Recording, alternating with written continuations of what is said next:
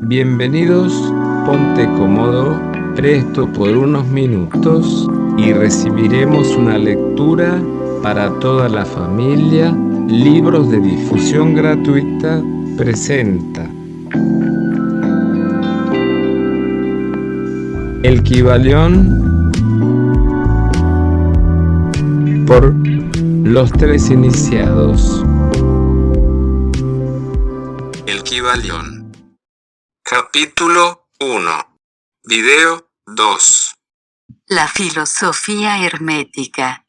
Pero siempre han existido unas cuantas almas que han conservado viva la llama, alimentándola cuidadosamente y no permitiendo que se extinguiera su luz. Y gracias a esos firmes corazones y a esas mentes de extraordinario desarrollo, tenemos aún la verdad con nosotros, mas no se encuentra en los libros. Ella ha sido transmitida del maestro al discípulo, del iniciado al neófito, de los labios a los oídos. Si alguna vez se ha escrito algo sobre ella, su significado ha sido cuidadosamente velado, con términos de astrología y alquimia, de tal manera que solo los que poseían la clave podían leerlo correctamente. Esto se hizo necesario a fin de evitar las persecuciones de los teólogos de la Edad Media,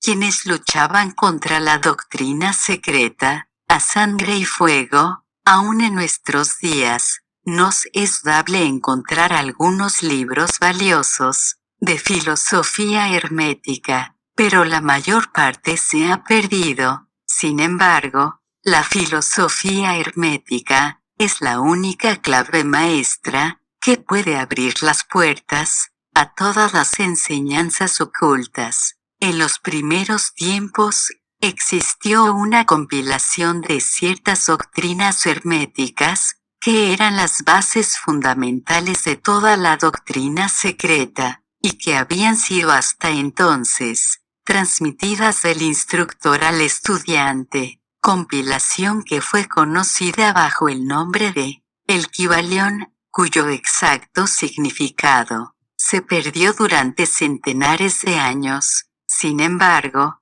algunos que han recibido sus máximas de los labios a los oídos, las comprenden y las conocen. Sus preceptos no habían sido escritos nunca hasta ahora, son simplemente una serie de máximas y axiomas que luego eran explicados y ampliados por los iniciados. Estas enseñanzas constituyen realmente los principios básicos de la alquimia hermética, la que, contrariamente a lo que se cree, está basada en el dominio de las fuerzas mentales, más bien que en el de los elementos materiales, en la transmutación de una clase de vibraciones mentales en otras, más bien que en el cambio de una clase de metal en otro. La leyenda acerca de la piedra filosofal, que convertía todos los metales en oro, era una alegoría relativa a la filosofía hermética,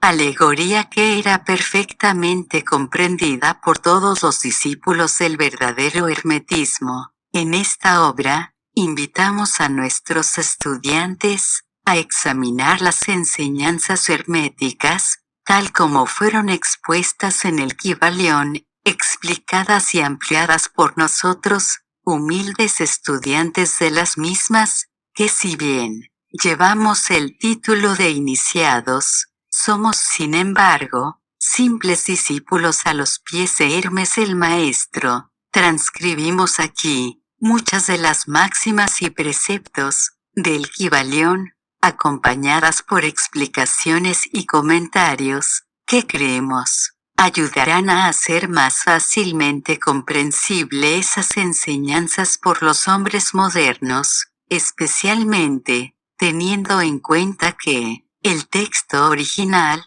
ha sido velado a propósito, con términos oscuros y desconcertantes. Esperamos que los lectores de esta obra sacarán tanto provecho del estudio de esta, como lo han sacado otros que han pasado antes, por el mismo sendero, que conduce a la maestría, desde los tiempos de Hermes Trismegisto, el maestro de los maestros, el 3 veces grande, hasta ahora. Dice el Kybalion.